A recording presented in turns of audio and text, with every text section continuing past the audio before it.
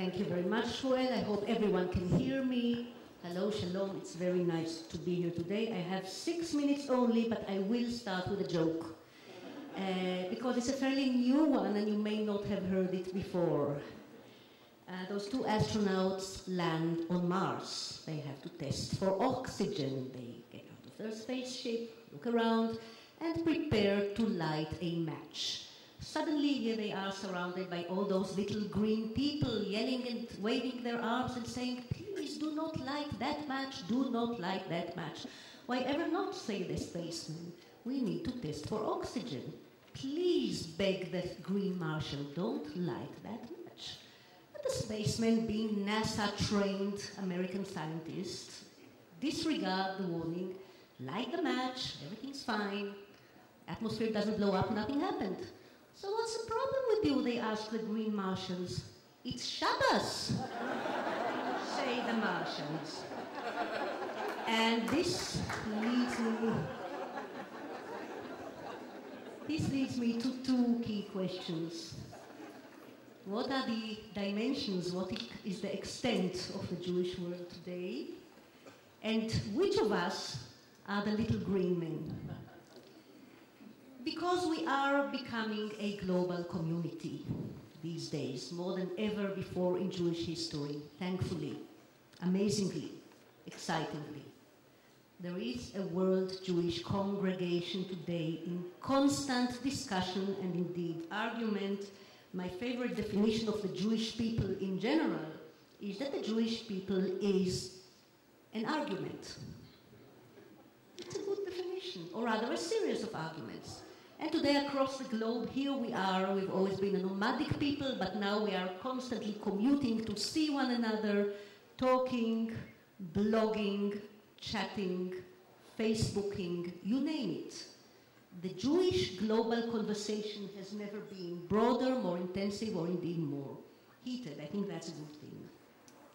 As to the little green men, you know, in the old days when I was growing up in a kibbutz in the 60s and 70s, those distant uncles and aunts from America were very alien to us indeed. You know, the picture we had is a camera-toting tourist wearing a distasteful Hawaiian shirt, forgive me, and writing checks sometimes for Hadassah and Keren Kayemet Israel.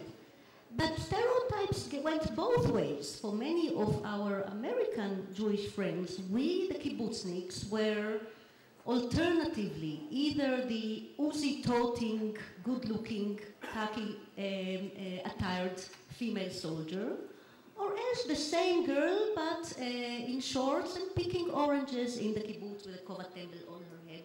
Those were the stereotypes. We knew very little on one another. These days, when I look back, I think that we were not educated well in our Israeli schools, in the kibbutz and elsewhere, and not made much more familiar, as we should have been indeed, with the Jewish communities around the globe. There were stereotypes. Luckily for us today, I think the stereotypes are diminishing. I think we are getting to know each other better. I think that the dichotomy between Israel and the Jewish world is, Jeremy has referred before to a false dichotomy, is a false dichotomy. I think we are part of a same global mosaic now, and this is absolutely wonderful. But within this global Jewish conversation, I would like to make two pleas. And the first plea is to us Israelis. You know, we always like critiquing the others, a little less so about ourselves, but I think there is some self-criticism involved also for me personally when it comes to airing our political views and opinions elsewhere. Yes, I should and ought, and it is my moral duty to critique my government wherever I go. I will do that. I have done that before in writing and speaking out loud. When I wish to critique my government, I ought to do it. This is what my democracy is all about. This is what my Jewish legacy is all about. But, and there is a but. I think Israelis should become far more sensitive about global political contexts, about the use of language, about associations and connotations, about sensitivities. We have to become far more skilled than we have been so far in conveying our inner debates, legitimately to the outside world, but being much more cautious about the dangers of being misinterpreted, abducted, hijacked by people who are enemies of Israel and not critics of our own country like ourselves. This is my plea to us Israelis who are out and about speaking and writing abroad. But I think that I should also place a very impassioned plea to my friends out there, my Jewish friends, Israel supporters all over the globe. I know the Americans and the Australians better than the others, but I think this counts for Jews all over the globe. Please respect our differences of opinions and do not push us out of the pale so quickly. I think it is wrong that people who voice in Jewish communities around the world, people who voice the kind of moderate, Zionist, left-of-center's opinions that I voice here and elsewhere, the merits to Kadima spectrum, I think it is wrong that people voicing similar opinions be shunned by their Jewish congregation members, community members elsewhere.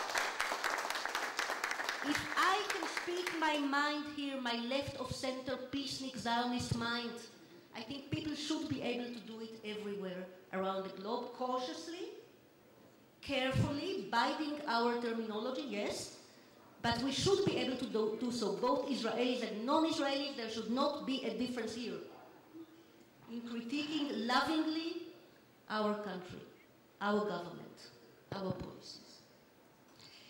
The world is getting closer and more globalized. The Jewish conversation, or if you like, the Jewish argument is getting more globalized.